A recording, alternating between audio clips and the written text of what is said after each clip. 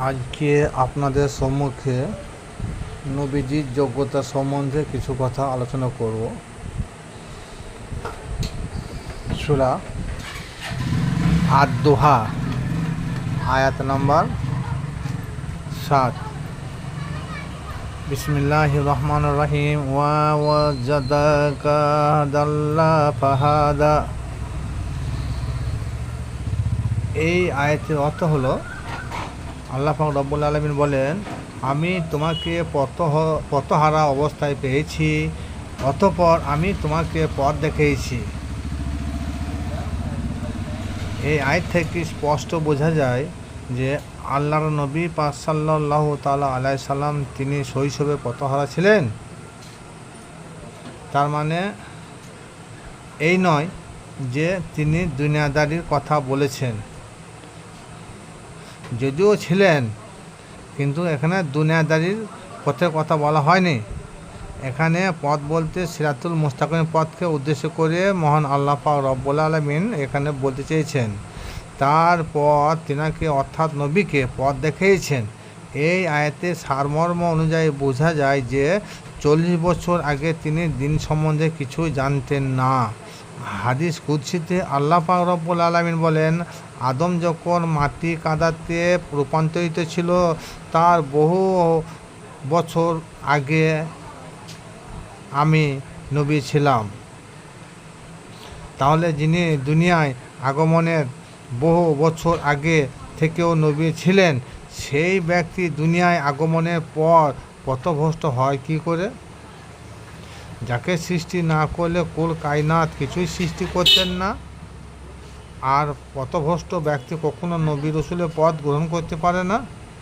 অথচ আল্লাহ নিজেই বলেছেন, আল্লাহ সিরাতি মুস্তাকিম, আমার হাবিব অর্থাৎ নবী মোহাম্মদ মুস্তাফা সাল্লাল্লাহু তাআলা আলাইহি সাল্লাম তিনি সরল পথের উপর প্রতিষ্ঠিত আছেন। সূরা ইয়াসিন আয়াত নম্বর 4। একজন পথহারা ব্যক্তি, নিরক্ষর ব্যক্তি কখনো সে আল্লাহর হাবিব হতে পারে না।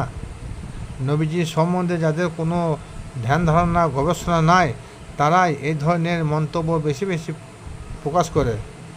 আদম আলাইহিস সালামকে সৃষ্টি শুরুতে সমস্ত কিছু জ্ঞান শিক্ষা দিয়েছেন, যেমন জ্ঞান, বিজ্ঞান, কলা, কৌশল, শরীয়ত, তরিকত, হকিকত, মারিফত এবং প্রতিটি মাখলুকাতের নাম পর্যন্ত আল্লাহ পাক রব্বুল আলামিন তাকে শিক্ষা দিয়েছিলেন।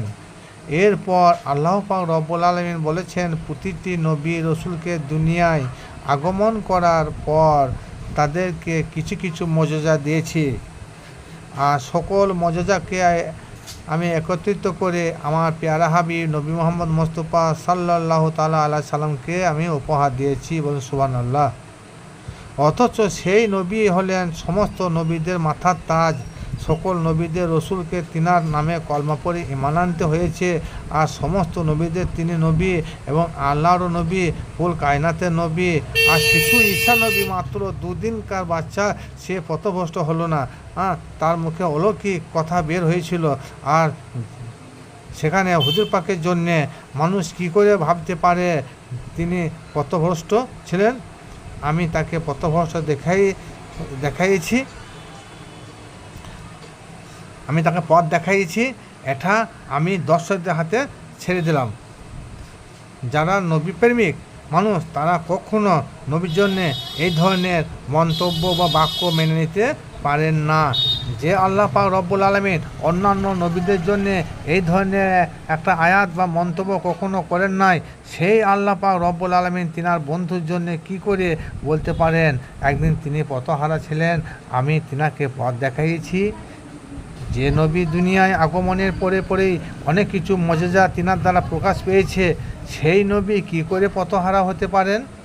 তিনি তো জন্মলগ্ন থেকেই নুরুন আলা নূর। তাহলে কেমন করে মেনে নিতে পারি তিনি পথহারা ছিলেন? এটা আমি দর্শকদের কাছে ছেড়ে দিলাম।